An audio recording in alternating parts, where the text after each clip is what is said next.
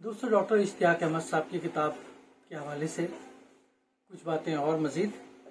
یہ صفحہ نمبر 7 پر ڈاکٹر عائشہ جلال، چونکہ کتاب میں نے آپ سے عرض کیا تھا کہ ڈاکٹر عائشہ جلال کے اس نظریے کے خلاف لکھی گئی ہے کہ ڈاکٹر عائشہ جلال یہ کہتی ہیں کہ جناح جو تھے، اور یہ یاد رکھیے گا اس کتاب کے آخر میں جب ہم تجزیہ کریں گے تو آپ کو بڑی حیرت انگیز خوشگوار بڑی حیرت ہوگی.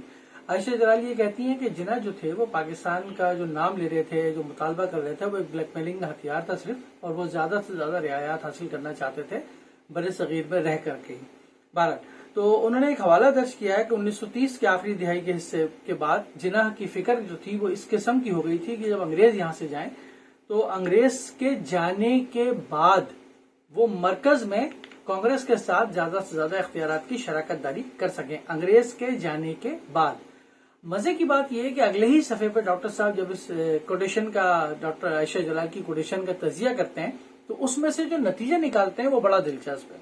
وہ کہتے ہیں کہ کیا اس جناح کی تمام تر کامیاب کاموں کا مقصد یہ تھا کہ وہ کانگریس اور انگریزوں کے ساتھ شراکت داری کر سکیں. 2 مرتبہ جملہ انہوں نے لکھا ہے. عائشہ جلال نے کیا لکھا ہے کہ انگریزوں کے جانے کے بعد کانگریس سے شراکت داری کر سکے. جناح اس لیے سارا کام کر رہے تھے، اور یہ اس سے نتیجہ نکالتے ہیں کہ جناح کیا یہ چاہتے تھے کہ انگریزوں اور کانگریس کے ساتھ شراکت داری کی جا سکے. تو آپ اندازہ لگا لیں کہ جو انہوں نے خود حوالہ جو درج کیا ہے پیچھے، وہ اس حوالے کے اندر سے کوئی بات ایسی نہیں ہے جو عائشہ جلال یہ کہتی ہیں کہ جو عائشہ جلال کی کوٹیشن میں موجود ہو. اچھا، اس طریقے سے پھر یہ بھی کچھ بنیادی سوالات یہ کرتے ہیں، تحقیقی سوالات یہ کرتے ہیں کہ اگر کانگریس جو ہے وہ تقسیم ہند کو مسترد کر دیتی تو کہ جناح پاکستان بنا پاتے، یا انگریز مسترد کر دیتے تو وہ کیا بنا پاتے. اور آپ دیکھیں گے کہ اسی کتاب کے اندر بھی ہم آگے چل کر کے یہ دیکھیں گے کہ انگریز جو تھے وہ آخر وقت تک پاکستان کے تصور اور جناح کے تصور کے خلاف تھے، جبکہ ڈاکٹر صاحب یہ ثابت کرنے کی ناکام کوشش کرتے ہیں کہ جناح کی جو ہے وہ انگریزوں کی بہت حمایت حاصل تھی. ایون یہ کہ برطانیہ میں چرچل کی ان کو بھی حمایت حاصل تھی، اور انگریز جو تھے وہ پاکستان بنانا چاہتے تھے. لیکن یہ خود ایسے حوالے درج کرتے ہیں ابھی آخر میں اپنی کتابوں کے کہ وہ جس کے اندر سے یہ پتہ چلتا ہے کہ جناب جناح جو تھے وہ تو تقسیم کی بات کر رہے تھے بار بار، لیکن اس کے باوجود بھی انگریز جو تھے وہ اس کو دیوانے کی بڑا سمجھتے تھے. اچھا، پھر ایک بڑے مزے کی بات یہ ہے کہ انہوں نے اس کے اندر یہ بات کی ہے کہ کانگریس نے ہر مرتبہ پیشکش کی جناح کو، لیکن جناح نے جو ہے پیش نہیں کیا، اور جناح نے 2 قومی نظریہ پیش کیا جس میں ہندو اور مسلمانوں کی تفریق کی بات کی انہوں نے، اور یہ اور وہ. مزے کی بات یہ کہ خود درج کرتے ہیں جب یہ ہندوستانی معاشرے کے بارے میں بات کرتے ہیں 2 باب کے اندر، تو یہ کہتے ہیں ہندو مذہب اور اسلام کی اعلیٰ ثقافت مسلمانوں اور ہندوؤں کے درمیان واضح طور پہ فرق کرتی ہے. ذات پات کا نظام تھا ہندوؤں میں، اور ہندوؤں کے حساب سے جو ہے وہ مسلمان جو تھے وہ ناپاک تھے، اور ہندو جو تھے ان سے وہ جسمانی میل جول جو ہے وہ نہیں کرتے تھے. تو یہ بھی ایک بڑی انہوں نے بات لکھی.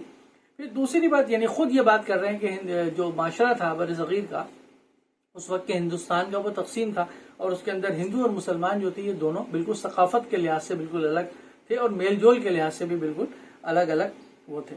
پھر اس کے بعد انہوں نے لکھا ہے کہ کانگریس جب قائم ہوئی، ایک انگریز نے ڈیوڈ ایلن ایکٹیون ہیوم نے جب قائم کی تو اس میں ہندو بنیاد پرست اور قوم پرست بھی تھے، وہ بھی شامل ہو گئے. مزے کی بات یہ کہ گاندھی کو اس کتاب میں کافی بڑھا چڑھا کر گاندھی کے کردار کو پیشکش کی ہے، اور وہ پیش کیا، اور ایسا لگتا ہے کہ جیسے گاندھی جو تھے وہ ایک بہت بڑے مہاتما اور بہت بڑے وہ تھے. تو اس کے بارے میں انہوں نے لکھا ہے کہ ان کی جو گاندھی جو تھے وہ تمام مذاہب کو برابر سمجھتے تھے، تمام، اور ان کی جو ہے وہ تصانیف اگر آپ پڑھیں تو تمام مذاہب کی برابری سے عبارت نظر آتی ہے. مزے کی بات یہ کہ 3 لائنوں کے بعد وہ خود لکھتے ہیں کہ وہ ایک روایتی ہندو تھے. اب اگر ایک روایتی ہندو ہوتا ہے، آج ایک روایتی ہندو جو ہے، ٹریڈیشنل ہندو جو ہے، وہ کیا تمام مذاہب کو برابر سمجھتا ہے؟ کیا تمام مذاہب کو وہ یکساں سمجھتا ہے، یا ہندوازم کو یا ہندو مت کو جو ہے وہ اپنے بالاتر سمجھتا ہے؟ اگر ٹھیک ہے کہ گاندھی جو تھے وہ اپنی پرارتھنا کے اندر بائبل کی اور اس قرآن کی آیتیں اور گیتا وغیرہ پڑھتے تھے، لیکن اس کی وجہ یہ تھی کہ ان کی پرارتھنا جو ہے اس وقت مسلمان سننے بھی جاتے تھے اور کرسچن بھی سننے جاتے تھے، تو ان کو بھی ظاہر ہے کہ قریب لانے کے لیے ان کی بولی بولنا بہت ضروری ہے. ورنہ گاندھی جو تھے وہ اول اور آخر ایک روایتی ہندو تھے. یہ تو خود انہوں نے لکھا ہے کہ روایتی ہندو جو ہے وہ کس طریقے سے تمام مذاہب کو برابر سمجھ سکتا ہے، یہ میری سمجھ میں نہیں آتی بات. روایتی ہندو، ہاں اگر لبرل ہندو ہو، سیکولر ہندو ہو، یہ لکھتے کہ گاندھی ایک سیکولر ہندو تھے، لبرل ہندو تھے، تو میری بات سمجھ میں آ سکتی تھی. پھر اسی طریقے سے جواہر لال نہرو کے بارے میں بھی لکھتے ہیں. ہمارے یہاں بہت کہا جاتا ہے کہ جی نہرو نے تو کتابیں جو لکھی ہیں اس میں بڑا تصور دیا، یہ دیا وہ دیا قوم کا اور اس کا. تو یہ خود لکھتے ہیں کہ نہرو جو تھے وہ ہندوستانی قوم پرست تھے.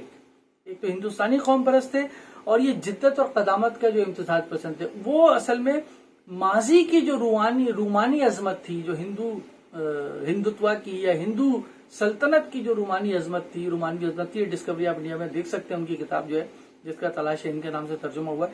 وہ رومانی عظمت کے ساتھ ساتھ اشتراکیت یا سوویت اشتراکیت کی بھی جھلک پائی جاتی تھی. یہ بھی میں ابھی آگے جا کر کے بتاؤں گا آپ کو کہ انہوں نے خود اس بات کا انکار کیا ہے کہ نہرو جو تھے انہوں نے اشتراکی خیالات کو جو ہے وہ سیاسی طور پہ استعمال کرنا شروع کیا تھا، لیکن اس کے بعد پھر ختم کر دیا تھا، اور اس کی وجہ یہ خود بیان کرتے ہیں کہ انہوں نے ختم کر دیا تھا.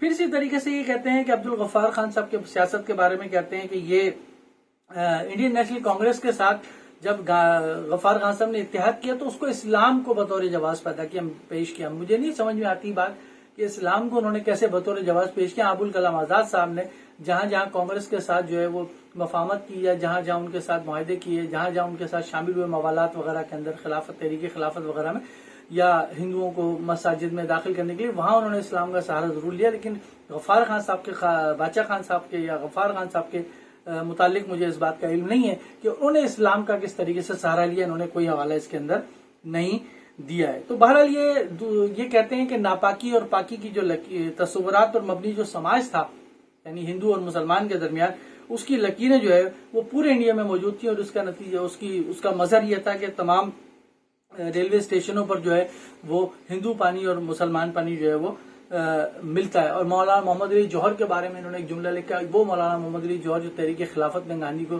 اپنا امام بنائے ہوئے تھے، وہ جب ان کی آنکھیں کھلی بعد میں تو ان کو پتہ چلا کہ گاندھی جی کیا تھے. تو ان کا ایک جملہ انہوں نے درج کیا کہ ہم تقسیم ہوتے ہیں تاکہ آپ حکومت کر سکیں. تو یہ تقسیم کون کر رہا تھا انہیں، یہ بھی ایک بات ہے.